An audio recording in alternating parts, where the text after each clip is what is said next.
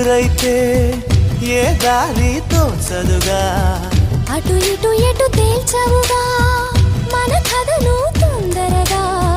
ప్రతి చోట నీ నవ్వే పిలుస్తోందిగా. నన్ను దాటి వెళ్ళలేవు, నిన్ను నువ్వు దాచలేవు, ఏమి చెయ్యనయ్యో రామా. ఉన్న మాట చెప్ప నీవు ఊరుకుంటే ఒప్పుకోవు, ఇంకెలాగే సత్యభామా.